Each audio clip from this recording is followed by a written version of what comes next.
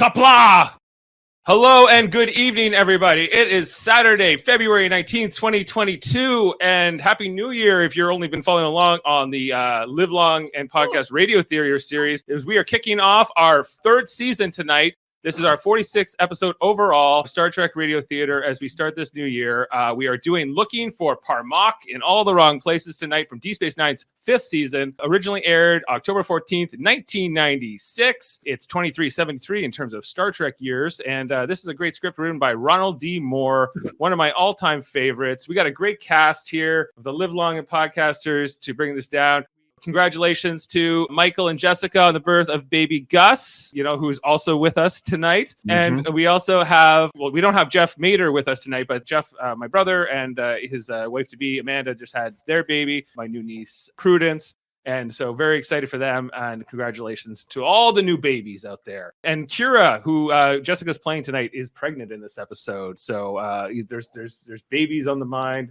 So I'll introduce the whole cast and everything sort of after the show, and who be able to just kind of follow along once we come off screen here.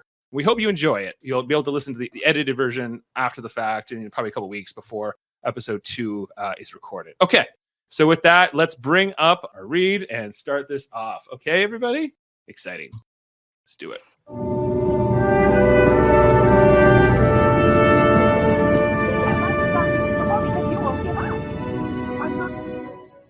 We focus on the Habitat Ring corridor. Bashir is walking along the corridor and hears arguing coming from the O'Brien's quarters. He stops to eavesdrop. Oh,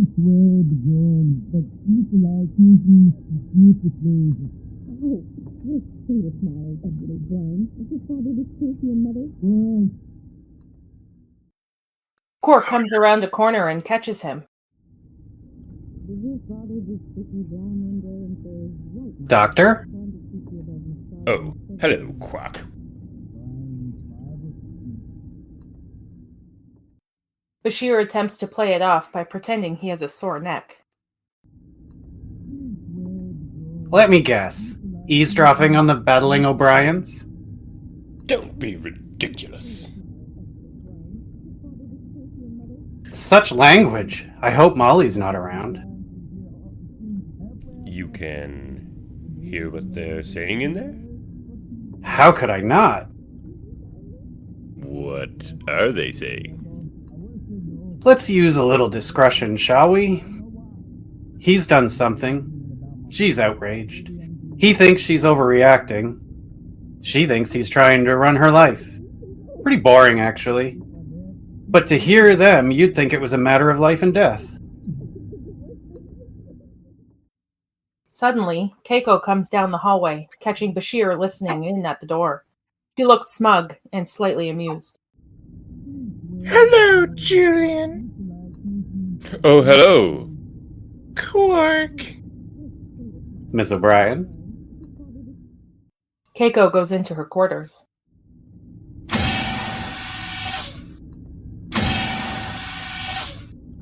I thought you said the O'Briens were arguing in there. Not Miles and Keiko. The other O'Briens, Miles and Kira. What do they have to argue about? Miles hid Kira's spring ball racket because she's carrying his baby and he doesn't want her taking any risks. And she doesn't want him controlling her. Quark pauses, listening. What? Keiko made them stop. Now they're in the let's talk this out and share our feelings part of the fight. Show's over. Well. I mean, good. Quark and Bashir are disappointed.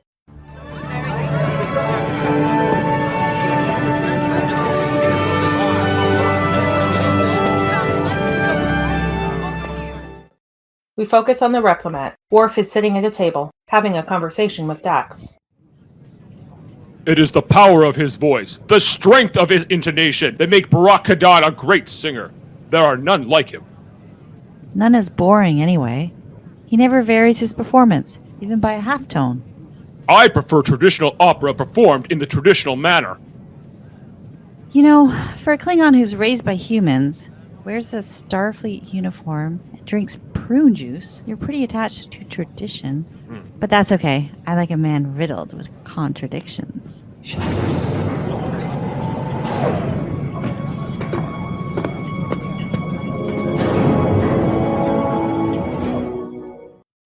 The airlock opens and 3 Klingons step out. One of them is Grilka, from the House of Grilka. Worf is mesmerized. Dax turns to see what Worf is looking at. That's a welcome sight. The peace talks must be going well if the Klingons are back at the station. Worf gets up and starts to walk away from the table while Dax is still talking. So rude. Worf? Did you see her? The Klingon woman?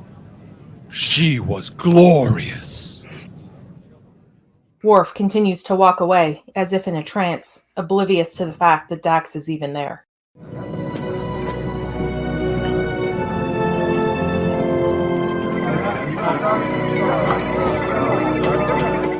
We focus on Quark's bar.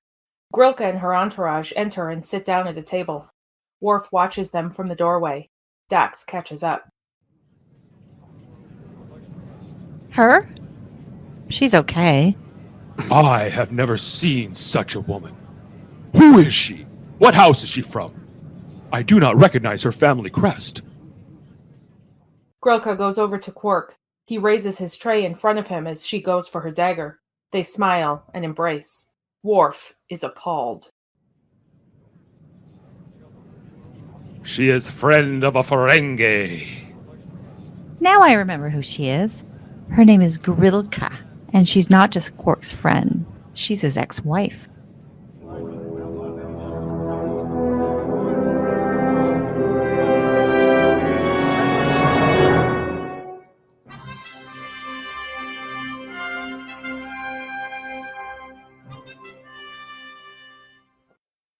We focus on Quark's bar.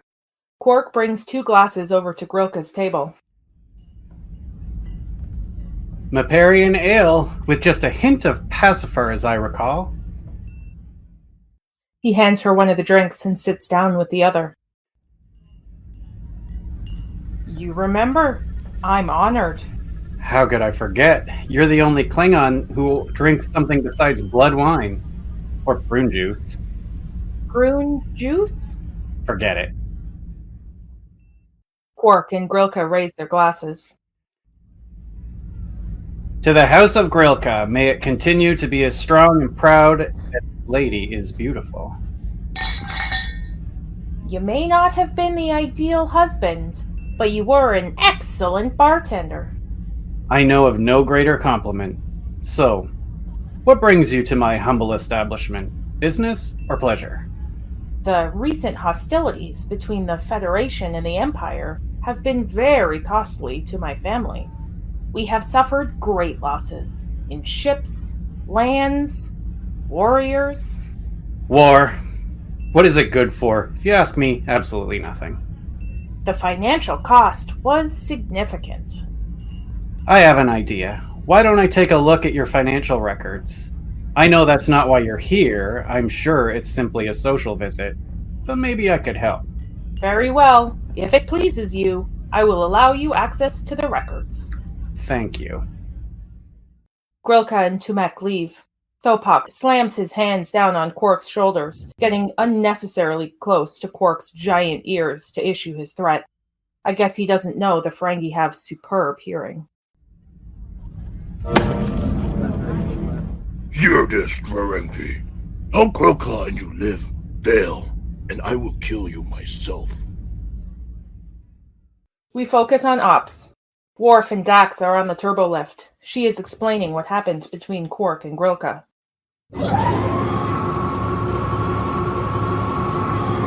And even though it was an accident, Quark took credit for killing Grilka's husband. Why? As a way of boosting business at the bar, and it worked. But then Grilka kidnapped Quark and took him back to the Klingon homeworld and married him. Why? I'm getting to that. As a woman, Grilka was forbidden to lead her house. By marrying Quark, she was able to retain control through him. Eventually, She convinced the council to give her control, and she divorced Quark on the spot. As far as I know, that's the last time they saw each other. A marriage of convenience. Certainly for Grilka. I'm not sure how convenient it was for Quark. His opinion is of no consequence. He is unworthy of a prize such as she. Worf, it sounds like you have a bad case of Harmach. Is that contagious? Captain Sisko comes out of his office and throws his baseball at Dax. Parmak is the Klingon word for love, but with more aggressive undertones. Love?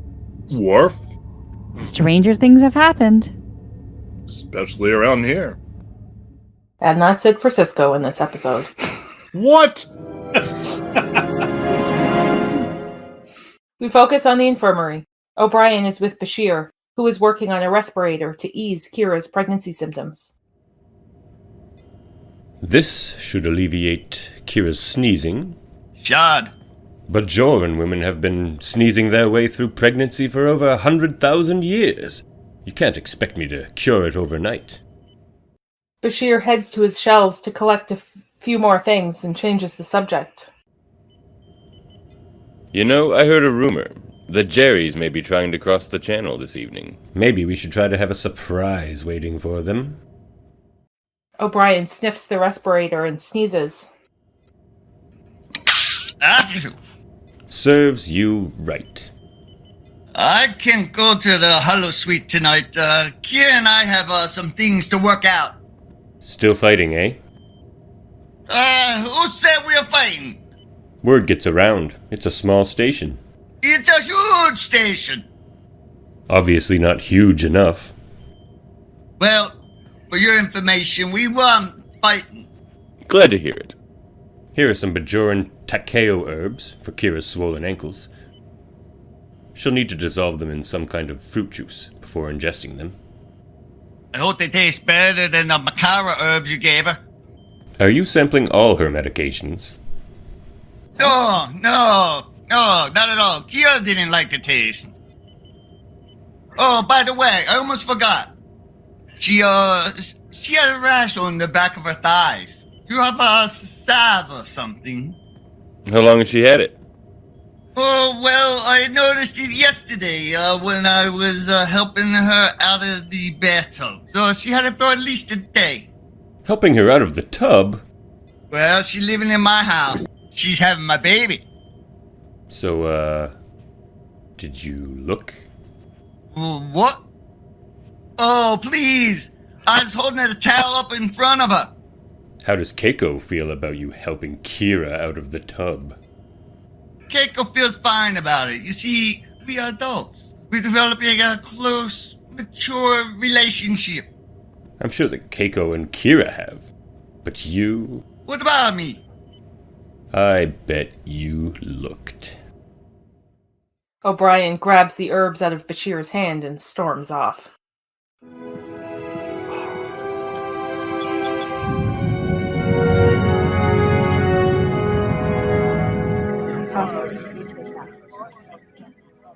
We focus on Quark's bar.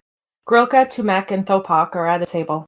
Worf enters, sees Grilka is there, and heads over to Morn, who is sitting in his usual stool and signaling the bartender for a refill.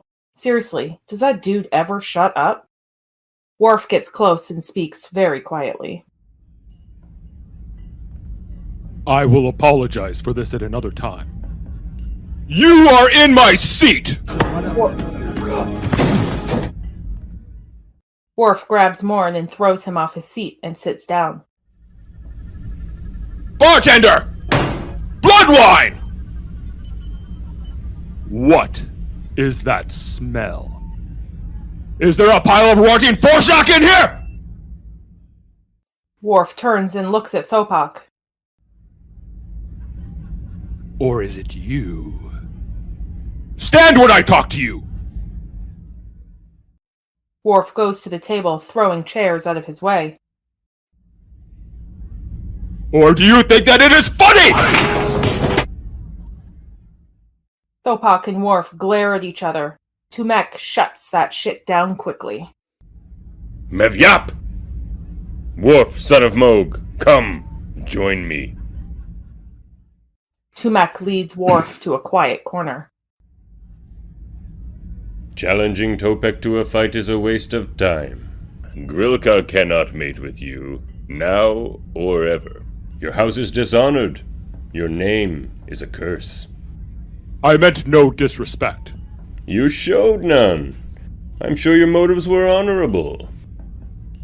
Don't let it trouble you too much. In truth, I doubt it would have been a good match. Why? Have you ever pursued a Klingon woman? No. There's no shame in that. You were raised by humans. You wear their uniform, you accept their values. How could you know anything about our women? You'd be surprised what I know. Perhaps, but we will not find out here. It is the wish of the Lady Grilka that you leave us now, son of Moog, and do not return. Worf gives Tumek a small nod of the head and walks away, discouraged.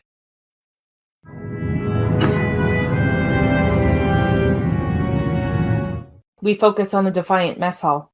Worf and Dax are having coffee together. I am a fool. You're in love. Which I suppose is the same thing. You're making too much out of this, Worf. Tumek said Grilka wasn't offended. She was probably flattered. There is no flattery in a great lady being courted by a traitor.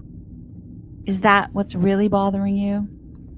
Or is it that Tumek said that you didn't know anything about Klingon women? Or you're afraid he's right? Quark enters. Turns out he can just come onto the Defiant anytime he wants. What do you want? I want to talk to Dax, if that's all right with you. Worf is super annoyed Quark is here. Quark sits down in front of Dax. I need help.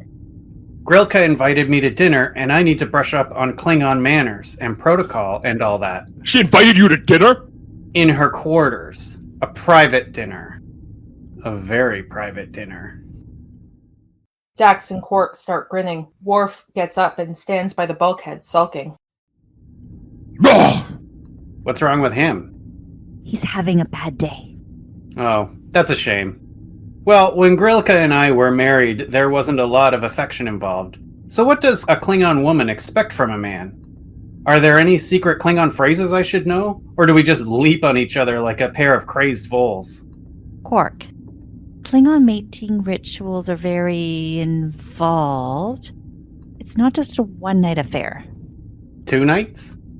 Whatever. Look, I'm serious. Grilka and I, we have something. I'm not sure what, but I want to pursue it. For sex. No, well, that too. But there's more. She's glorious. So I hear. Look, if you're serious about this, then you have to take it slow at dinner. No innuendos, no staring at her cleavage. So what should I do? You talk. You ask her about her family's history and their accomplishments. She'll consider this a great sign of respect. Respect? Okay, I can do that. Anything else? Grilka is from the Mekrovak region. It is customary among her people that a man bring a link of linkta to the first courtship dinner. Make sure it's fresh, as if you have just killed it.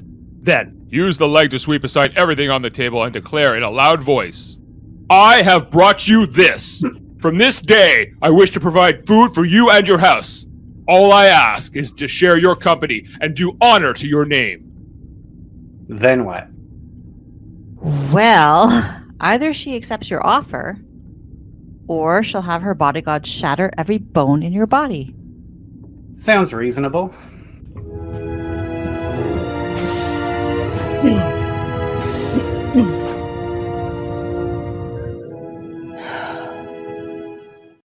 We focus on the O'Brien's quarters, Kira's room.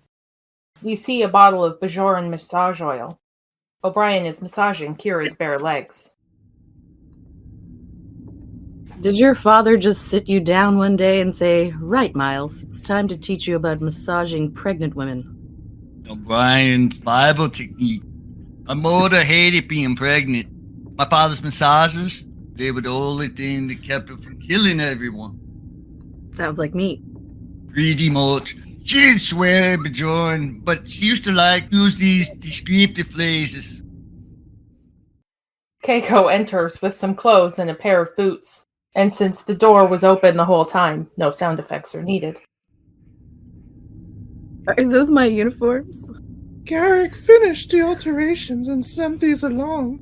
He guarantees the insoles will help your feet. Ow, ow, ow! That wasn't very convincing. I think she's actually enjoying it, Miles. You'd better press harder if you want her to suffer. Harder it is. Keiko leaves as O'Brien moves on to Kira's lower back.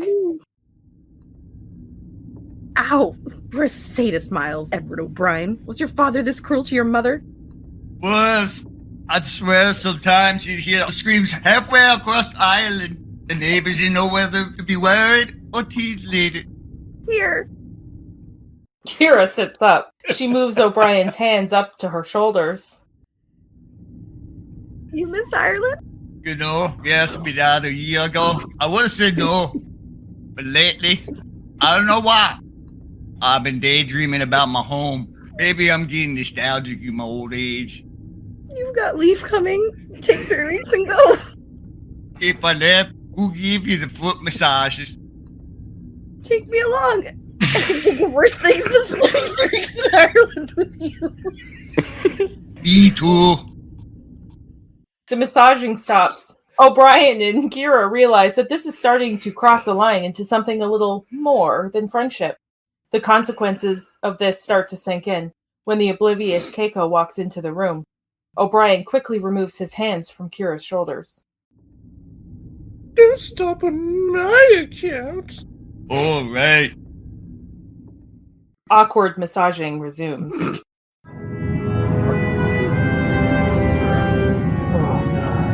We focus on the bridge of the Defiant. Klingon opera is playing through the comm system, and Worf is singing along with the male lead.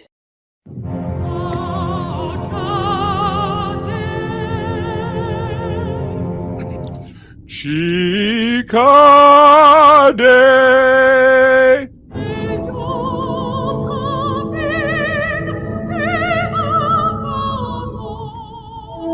Ling Toma!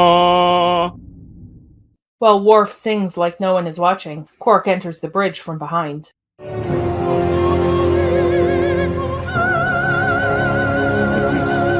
Omodove Kozo!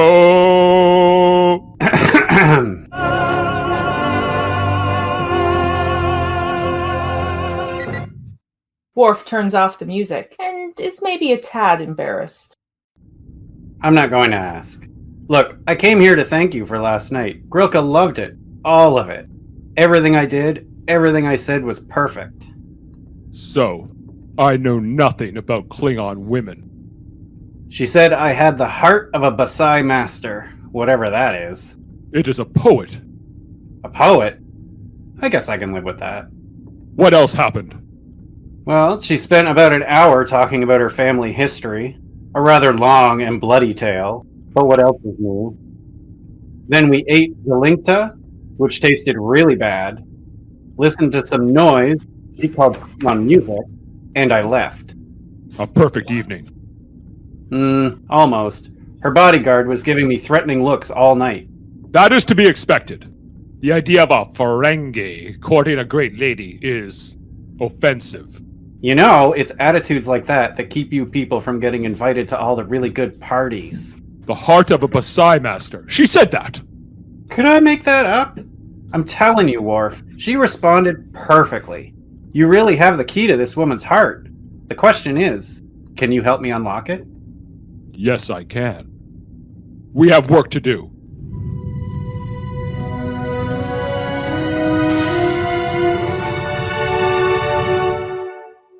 We focus on the holosuite, the Klingon Hall of Warriors.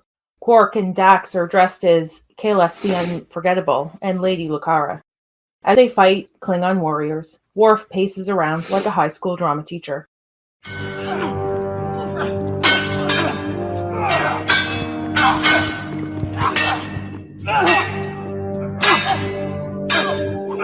Dax finishes off her opponent.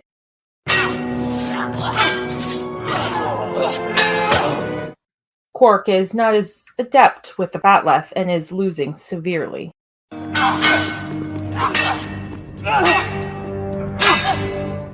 Quark!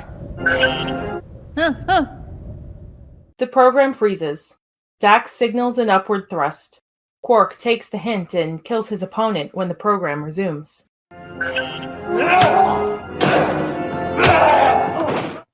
Dax recites her line as Lady Lucara while Quark tries to catch his breath.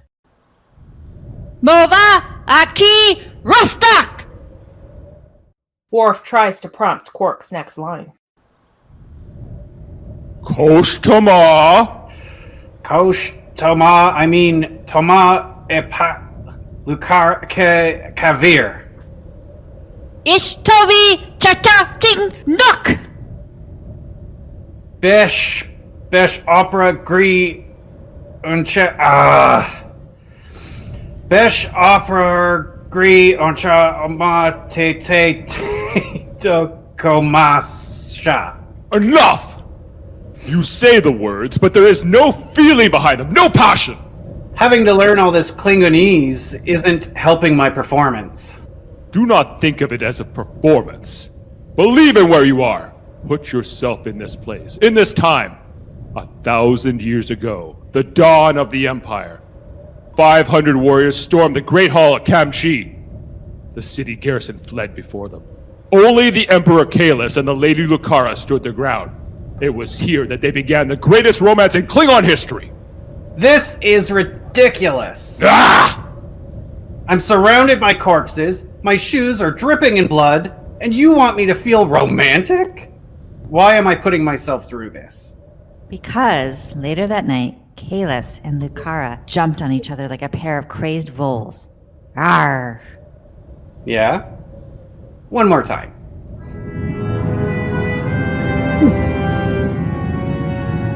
We focus on Odo's security office. Odo and Kira are going through security reports. This is the 4th threat of equipment from Upper Pylon 3 this month. I don't know how they keep doing it. We've changed the security protocols 3 times now. It's not the security arrangements that are at fault here.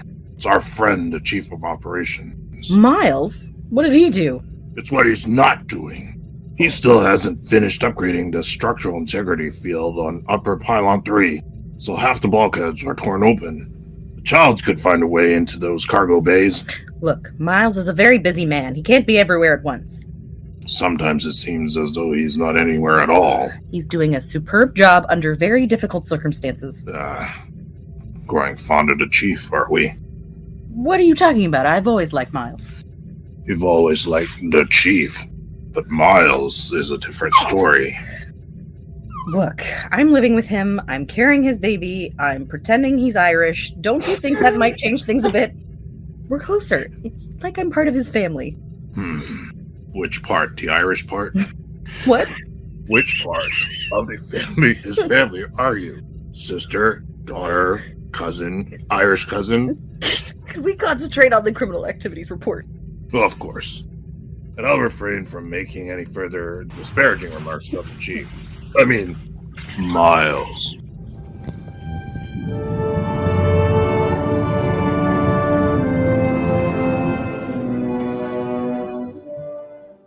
We focus on Quark's bar. Tumek and Thopok wait for Grilka to come out of the holosuite with Quark. Thopok is agitated and pacing. This consulting with a Ferengi is outrageous! You forget yourself, Thopok. You are the commander of the Ladies' Guard, nothing more. Do not presume to judge her. Quark and Grilka come downstairs in costume, laughing. I said laughing! Laughing! Ha ha ha ha ha! Tumek! Maparian ale! For 2. Mistress. You are an interesting man. I've always thought so. Not much of a fighter, of course. Fortunately for you, they were only hollow warriors. Well, it's the thought that counts. Yes, It is. And what are your thoughts, Quark? Why play out one of the most romantic scenes in Klingon literature for me? Why learn to speak Klingon and observe our customs? Why do you pursue me? I only pursue those things I wish to acquire. Acquire? Now you sound like a Ferengi again. I am a Ferengi. That means I have a talent for appreciating objects of great value. And I believe you may be worth more than all the latinum in the quadrant. When Grilka hears this, all 8 chambers of her heart melt. My Kalis. My Lucara. Thopok loses his shit and throws the table over and Quark with it. No! Mavya! Thopok! Forgive me, mistress, but I cannot watch this any longer. I will not protect a house where you are welcome, Ferengi. You are a coward and a liar, and you have no honor. So tomorrow you will kill me, or I will kill you.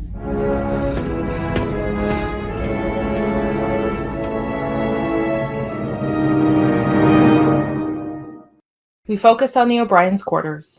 O'Brien and Keiko are sitting on the couch, having a drink and listening to some music.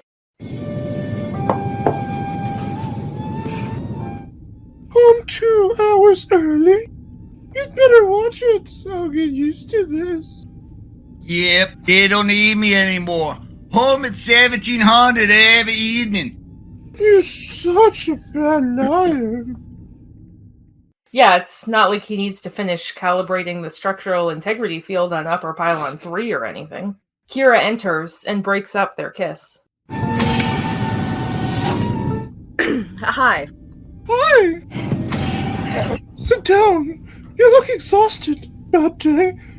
Miles, I think this woman needs one of your famous neck massages. O'Brien and Kira both look very uncomfortable at the suggestion. My hands are pretty cold.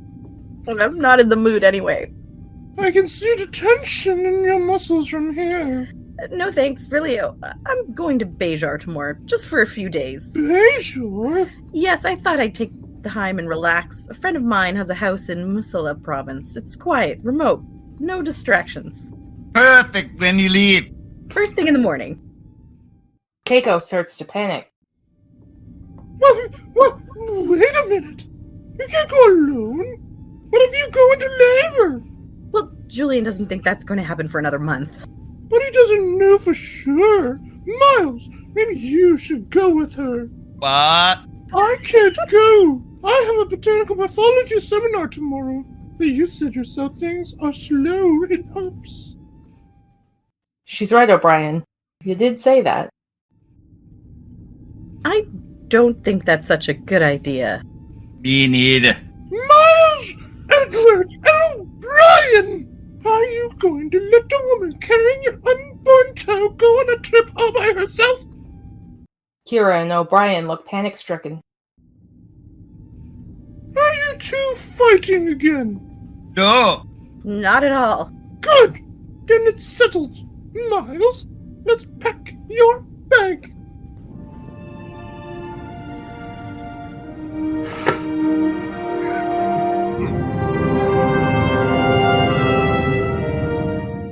We focus on the Defiant mess hall. Quark is discussing his Thopok predicament with Dax and Worf. What if I just do what I did last time a Klingon wanted to kill me? I throw my sword away, kneel down in front of him, and dare him to execute me. Yeah, he'll be humiliated and slink away like a scalded targ.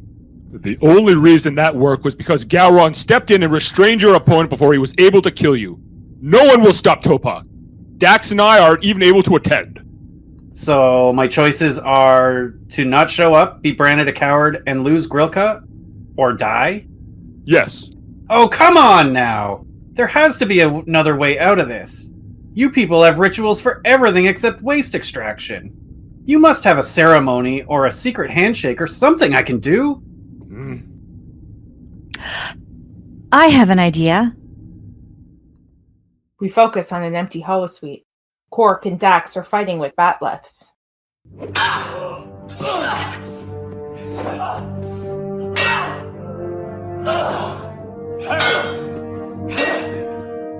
In a transformation quite unlike himself, Quark is wearing a Ferengi headdress and fighting like a badass. Worf is beside them, fighting an invisible foe. His movements mirror Quark's. He is wearing some sort of flashing device on his shoulders. Quark uses his batleth to spin Dax's out of her hands and holds the tip of his up to her throat.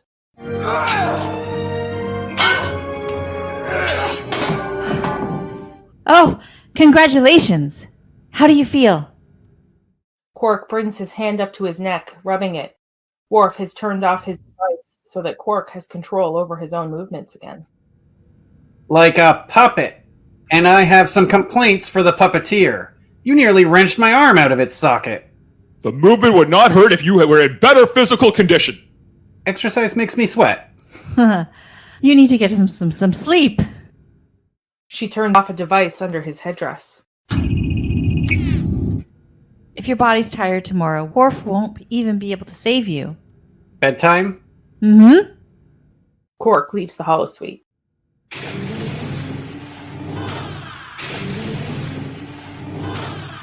I cannot believe the lengths I'm going to for that Ferengi. I'm practically giving him Grilka. What is it you see in her anyway? I mean, she's attractive. But other than that? It is everything about her. The way she carries herself, confident and strong. She commands those around her. The proud tilt of her head. The way her face betrays none of her true feelings. The power of her voice. And her eyes. As hard as Separ gemstones and twice as sharp. It sounds like you're describing a statue. What would you do with a woman like that?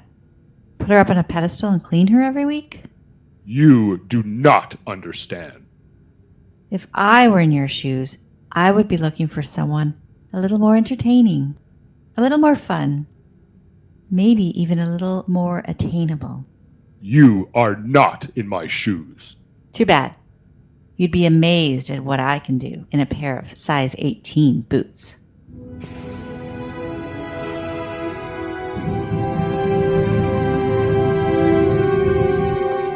We focus on an empty, adjacent holosuite.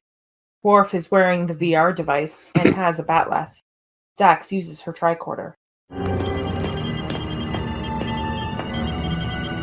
He's in position. We focus on another holosuite. It is programmed to look like the Hall of Warriors. Tumek, Grilka, and Thopok are waiting. Quark enters the holosuite wearing a Klingon warrior's outfit.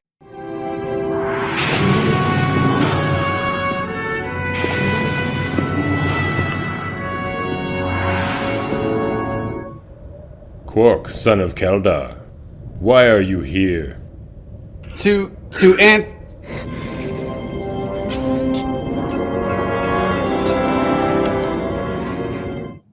Worf takes control and swings the batleth. To answer the challenge of Thopok. To prove my honor and win the favor of the Lady Grilka. The challenge has been given and accepted. Let no one interfere. Mock.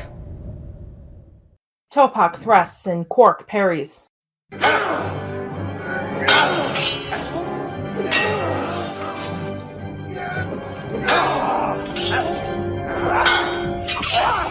Where did you learn to fight with a batleth? I'm a man of many talents. Quark, Worf? Quarf? They attack.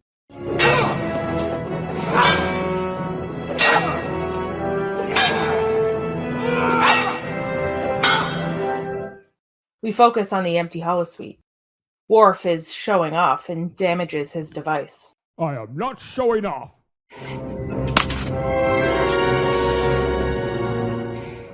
We focus on the holosuite Hall of Warriors.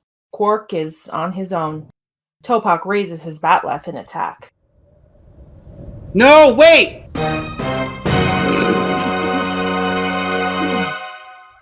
We focus on the empty holosuite. Dax is scanning the control device. You damaged the optronic relay. Can you repair it? I don't know. We focus on the holosuite, Hall of Warriors. Well, I claim the right of proclamation.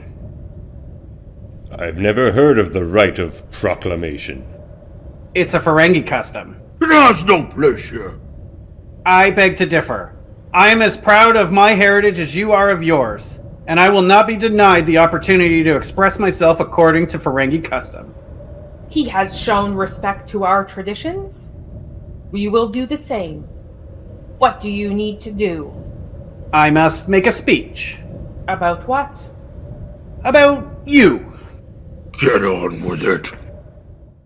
We focus on the empty holosuite. Worf is scanning the wall that separates the two holosuites. I do not know how, but he is still alive. You must work faster. I'm going as fast as I can.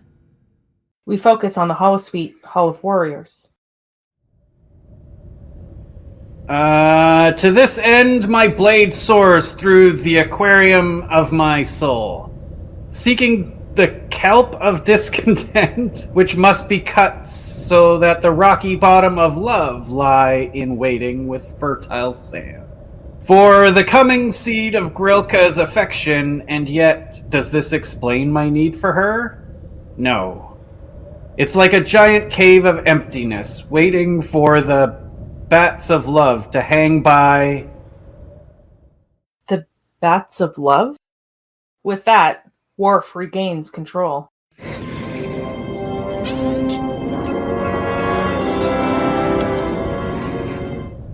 Well, I guess that's enough talking. Now back to the fighting. We focus on the empty holosuite. No showing off this time, Worf. Just get it over with. I was not showing off! We focus on the holosuite, Hall of Warriors. Quark disarms Thopok and knocks him to the ground.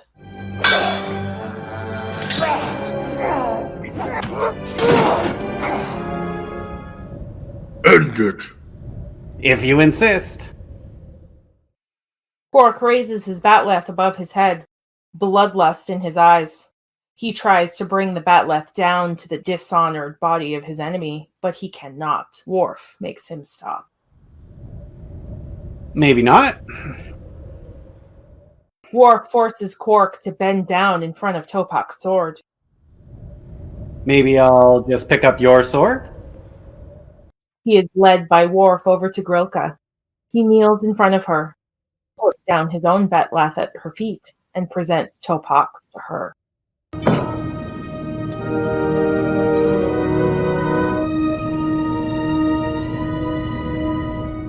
And I give it to you, I guess. Thopok, your honor is satisfied. I return your weapon and discharge you from my house. Grilka throws his batleth. He catches it and bows. Tumek gives Quark a long look and turns to Grilka. My lady. With a bow, Tumek leaves the holosuite with Thopok.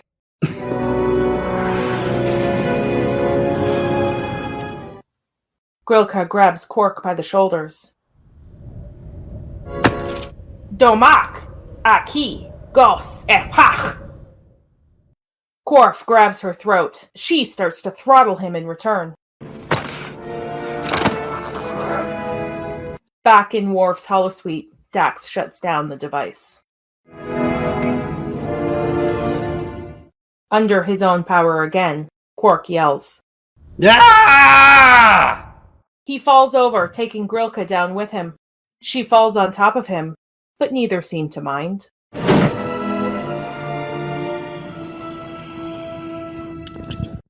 We focus on the empty holosuite. Congratulations, you did it. What does she see in that parasite? Who knows? But they're on the same wavelength. At least Quark can see an opportunity when it's standing in front of him. He would have to be blind not to see it. She's obviously not talking about Quark and Grilka anymore. Worf, who never has done well picking up romantic subtleties, still does not get the hint. Exasperated, Dax decides to finally take matters into her own hands. Mova Aki Rostok. Computer. Batleth.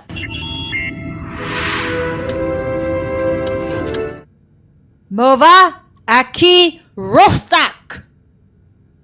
Koshtava, Ipak, Kaiver, Lukara. Istatovi Chatotinuk. Dax raises her batleth and brings it down, blocked by Worf. Meklavosh, Kamesh. Chedok Rus Kamak To. Reshta. Bestop. Worf gets the batleth off Dax, but she throws him to the floor.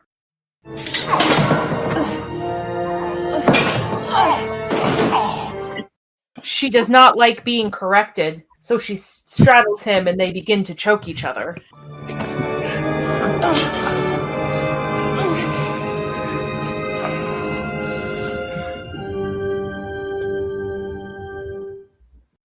We focus on a runabout cockpit. Kira is waiting as Miles comes aboard. The awkwardness has not subsided. So I guess we going. Looks like it.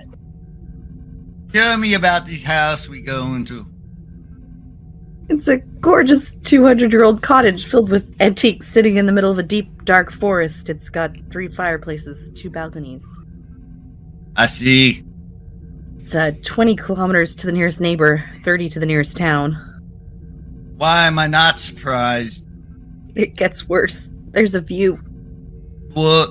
Of the Halana River. You can see it from every room in the house. At night, when the stars are out and you can only hear rushing water, it may be one of the most romantic spots in all of Bajor. That's it. I'm not going. I don't care what Keiko says. I'm not going. You go. I'll wait an hour and then I'll tell her that you left without me, that there was a miscommunication about the parts time. You think she'll buy it? She'll probably accuse us of having another fight. Behaving like children. I can handle it. The important thing is that we don't go anywhere near that place together. You're absolutely right. In fact, I'm going to go to the capital and see Shakar. That's the best idea you had all week. They hug. Have a good trip. Thanks. Would it be nice? In another life. Let's not even think about it. All right, let's not. Miles? Yes, Ness. Get out. Right.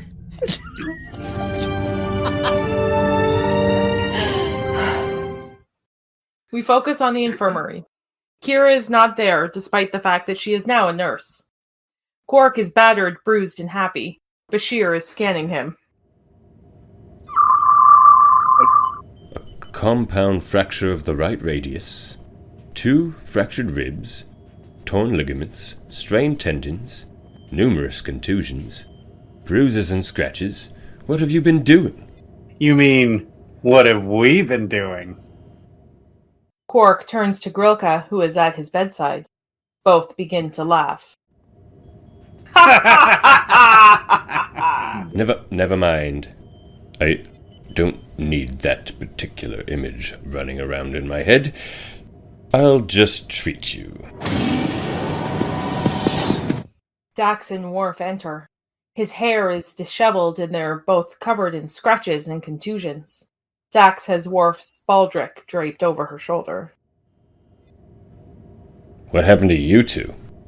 We, Well, if you must know, Nope, I don't need that image either. In fact, I'm going to stop asking that question altogether. People can come in, I will treat them, and that's all. Please, have a seat.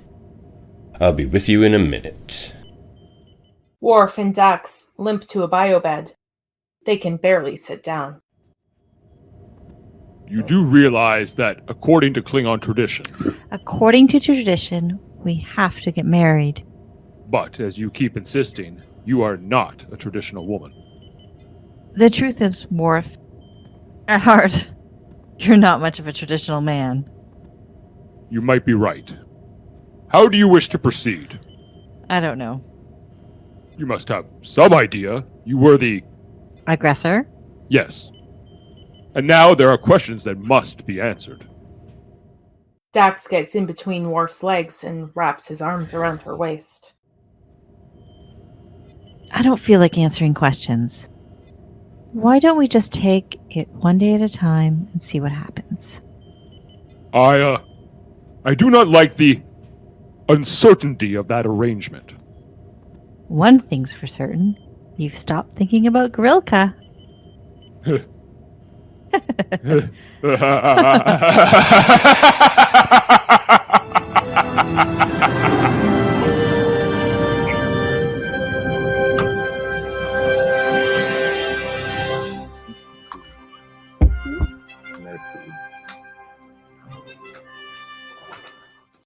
And that is right. Honor to our house is being restored. Hey, everybody. That was a lot of fun. Oh, my God, Mott, you fucking killed me in this one. Like, with that accent. I was not ready. No. So that was our reading of Looking for Parmok in All the Wrong Places from Deep Space Nine's 5th season. Sorry, I'm just trying to get my bearings here. And so I was playing Worf. My wife Jane was playing Dax. We had Kevin and Ashley. Kevin playing Quark. Ashley was Grilka, as well as our narrator. Michael was in a bunch of roles, including some not planned. He was Thopok and Sisko and Keiko. We lost Davan along the way. I think he had to go tend with the baby. Jessica Chan playing Kira. Great job to all. And last but not least, Mott. Oh my God, Mott. It was all I could not to laugh. And I wasn't even having to play off of you at all. Like Jessica. Yeah. Well, yeah. She started laughing. I could hear Kevin laughing in the back. And like I'm trying to hold my lines together. Like I'm have tears in my eyes. We all did. We weren't even in the scene. I went from Chicago gangster to Jersey Shore to cowboy. For a while, he was like if Forrest Gump and Arnold Schwarzenegger had a baby. He was not a particular dialect. I don't even know. None of my Starfleet training prepared me for this. My God.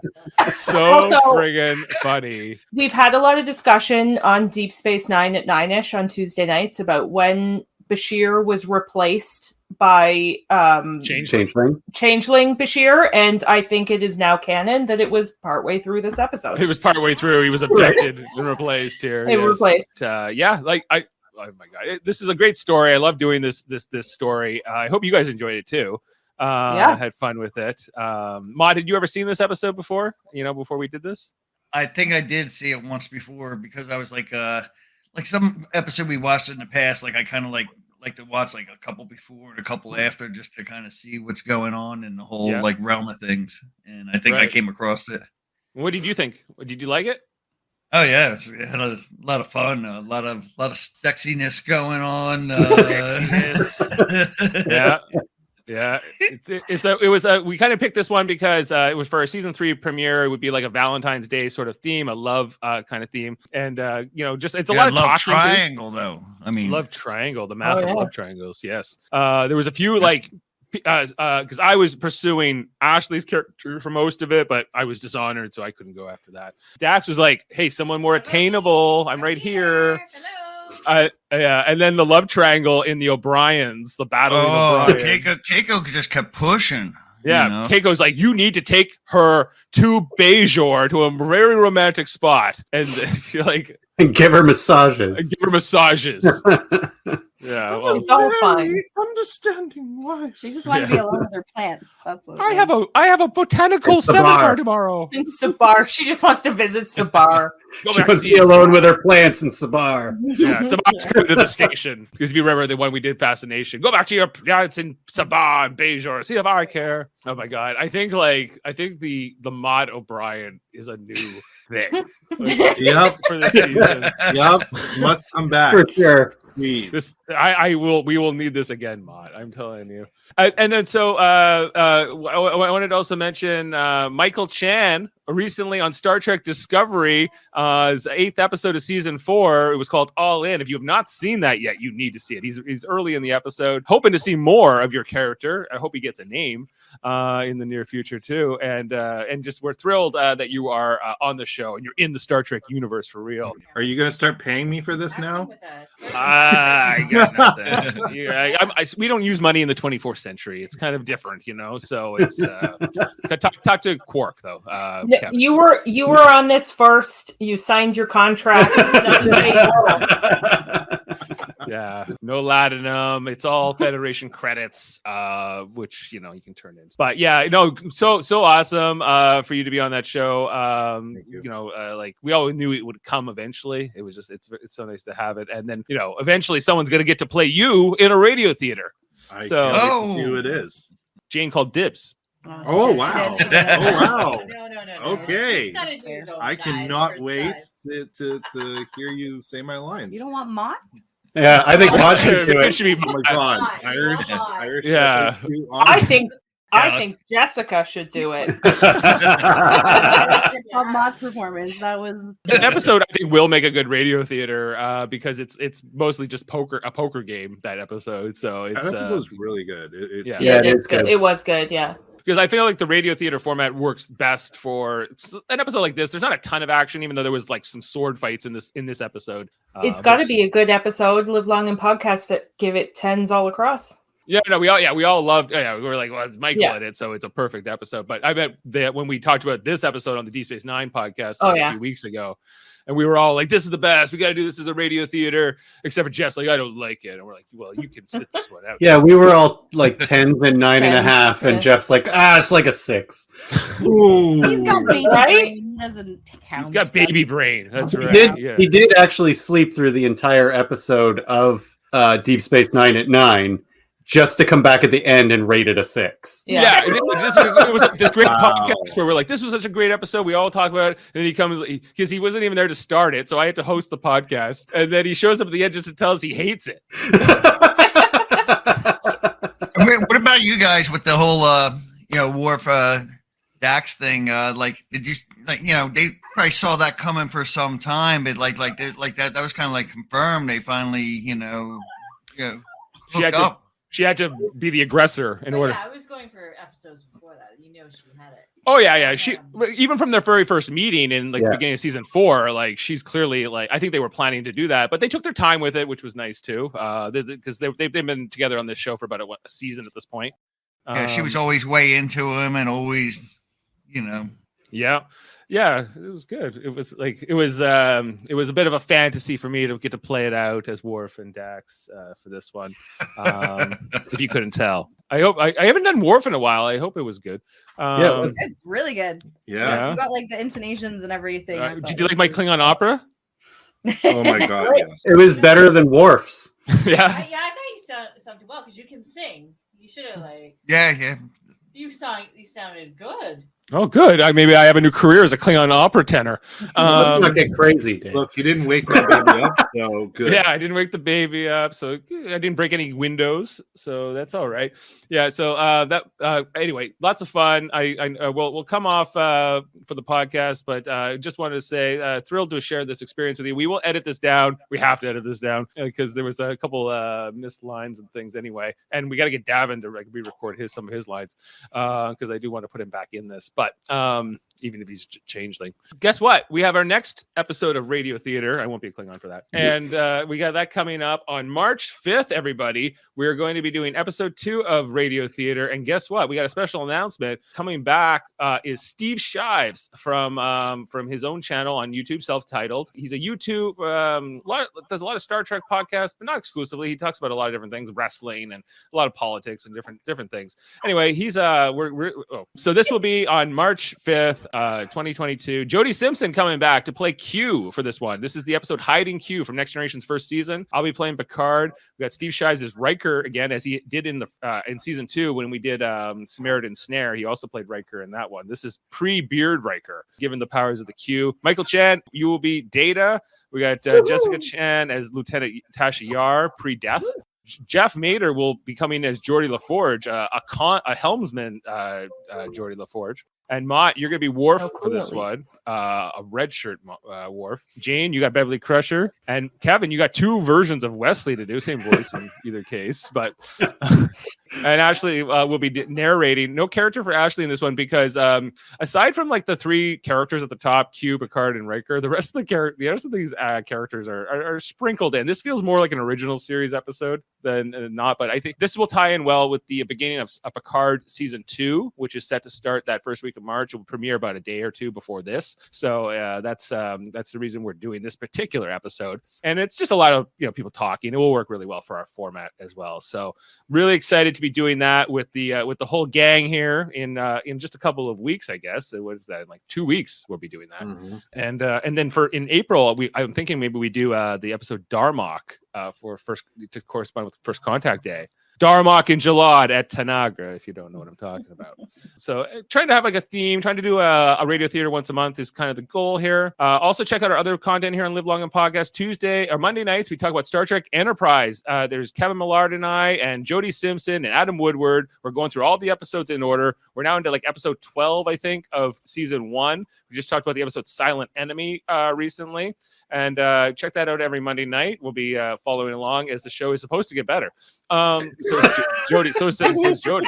This is what we're told. That's why we keep going. This is why we keep going. Yeah. On Tuesday nights, Star Trek Deep Space Nine rewatch series. We are into season 5, as mentioned a few times tonight. We did this one not too long ago. Tomorrow's Tuesday's episode this week will be Trials and Tribulations, the one where they go back to the original series and cross over with that episode. We did that as a radio theater. Feels like a million years ago. Yeah. But it was like our second or third outing we ever did as radio theater. So that exists. And we'll be talking about that on Tuesday night. Really excited for that one. And then Thursday, we often continue our whatever is the newest show. So I was doing with Jessica and Davan. We were talking about Star Trek Prodigy into late 2021 and early 2022. Then Star Trek Discovery came back to continue its 4th season. And Michael Chan was on the show. And I'm talking to Michael Chan while he's on the show. And with Adam Woodward and Ashley Millard. So that continues. We got another 4 episodes, I think, for season 4 of Star Trek Discovery. Star Trek Picard is right on the horizon, as mentioned. That will be starting early March. There'll be a bit of crossover with that one. And then Star Trek Strange New Worlds coming even after that in May. There's a new Star Trek movie with Chris Pine and J.J. Abrams and all them are coming back to do another movie there. So it's the year of Star Trek, in some ways. It's big, lots of new content coming out. There'll be a new Lower Decks later this year as well, presumably. So lots going on here. Live Long and Podcast. Love Star Trek, and we love talking about it. We also have another channel, Super Mater Brothers Podcasting. That's Jeff and I and Jameel and a few others who talk about different things not related to Star Trek, mostly movies and TV. We talk about Ozark, we talk about Marvel, we talk about reality shows like Big Brother and Survivor. Right now doing Celebrity Big Brother 3. We got only one more podcast. We'll be covering that finale Wednesday. New season Survivor on the horizon. We got Doctor Strange we're going to be talking about. So check out all that over at Super Mater Brothers Podcasting. Plus Trivial Debates, a monthly show where we argue about movies, TV, sports in a game show format. We got Jeff Mader hosting the next edition on February 27th, next Sunday. The questions are in, people, and it is exciting. I'm just stalling for time. What are the questions? We got a movie question. What is the worst movie with the best musical score soundtrack that elevates it to be a great movie? You gotta love Jeff's questions. Anyway, there's only one answer. And only Jeff knows it. Only Jeff knows it. Yes, it's much like a Seymour answer. And then his wild card question is, what winter Olympic event is the most irrelevant? Well, all of them. Well, it's too bad. You should give Jody, Jameel, or Max Duda, the 3 contestants, a heads up about this because they will be arguing about it come next Sunday. So excited for that. That will be our episode 2. Ice dancing. Yeah. No, it's got to be like, I think it's like mixed doubles and curling or something like that. But anyway. That's it. Right. Check out Davan's podcast. He's got Locutors of Trek, his own Star Trek podcast.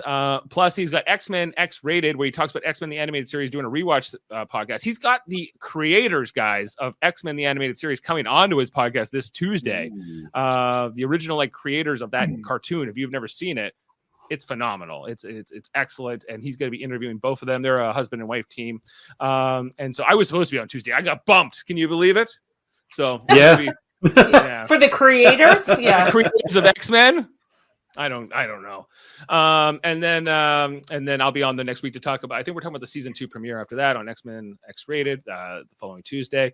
And what else? Did I miss anything? Eamon Mater. He's a son of mine. He's my only son, actually. And A son. He's a son. He's got his own podcast. He does under his alias Sam Jerka. It's called Let's Talk About Fighting Games. They have a new episode just come out on February 12th. He does that with his friend Sonic Smash Bros. Seth and someone named Paranoia. They delve into everything about fighting games, from the first step in fighting games to the top level majors, from Street Fighter V to Dragon Ball Fighter Z, and the best and worst parts of fighting games, as well as everything in between. Dragon Ball Z is the most Canadian thing I have ever heard you say. Is it showing? Is it really yeah.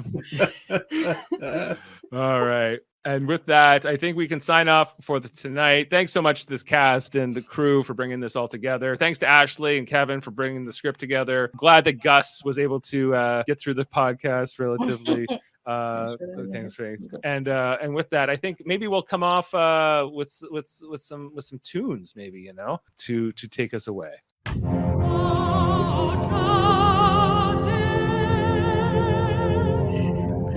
Chicane. Good night. Live long and podcast. Oh my.